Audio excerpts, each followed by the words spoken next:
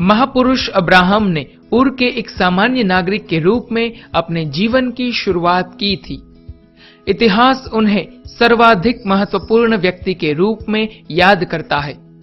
विश्व के 3 बड़े धर्म यहूदी, ईसाई और इस्लाम अपने मूल में अब्राहम की प्रेरणा को स्वीकार करते हैं। यहूदी परंपरा के अनुसार माना जाता है कि अब्राहम का जन्म बेबीलोनिया के ऊर नगर में हुआ था। उनके पिता टेरोच एक मूर्ति व्यापारी थे। बचपन से ही अब्राहम मूर्ति पूजा का विरोध करने लगे थे और सत्य की खोज करना चाहते थे।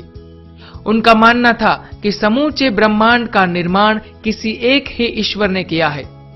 अपने इस मत का वे प्रचार भी करने लगे थे। अब्राहम ने अपने पिता को मूर्ति पूजा की निरर्थकता के बारे में समझाने का प्रयास किया था। एक दिन अब्राहम जब दुकान में अकेले थे तो उन्होंने हथौड़ी की सहायता से सारी मूर्तियों को नष्ट कर दिया और एक सबसे बड़ी मूर्ति को छोड़ दिया। उन्होंने बड़ी मूर्ति के हाथ में हथौड़े को रख दिया था। जब पिता ने लौटकर मूर्तियों के अवशेष को देखा तो पुत्र से उसका कारण पूछा।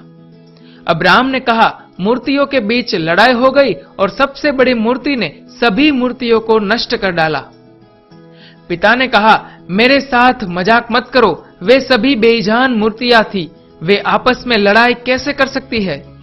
तब अब्राहम ने पूछा, फिर आप उनकी पूजा क्यों करते हैं? बाद में जिस एक ईश्वर की आराधना अब्राहम करते थे, उस ईश्वर ने अब्राहम के सामने एक प्रस्ताव रखा कि अगर वे अपना घर परिवार छोड़ दे तो ईश्वर उन्हें एक राज्य दे देगा और उन पर अपनी अनुकंपा बनाए रखेगा। अब्राहम ने इस प्रस्ताव को स्वीकार कर लिया।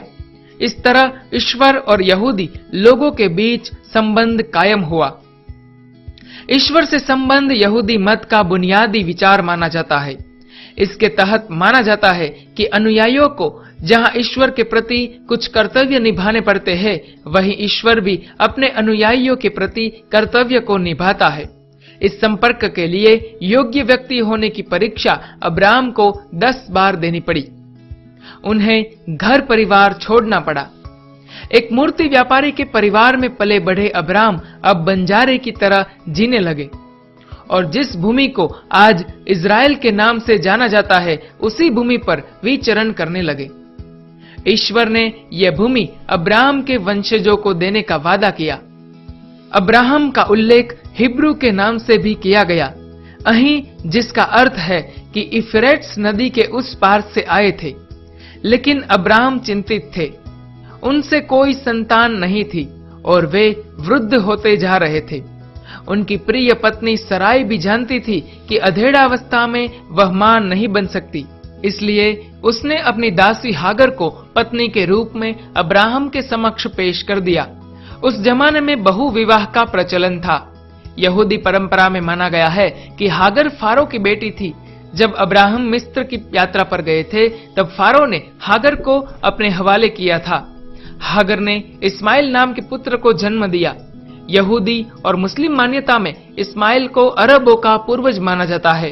जब अब्राहम 100 वर्ष के थे और सराई 90 वर्ष की थी, तब ईश्वर ने सराय को पुत्रवती होने का आशीर्वाद दिया। सराय ने इसाक नाम के पुत्र को जन्म दिया। इसाक को यहूदियों का पूर्वज माना जाता है। 175 वर्ष की आयु में अब्राहम का देहांत हो गया।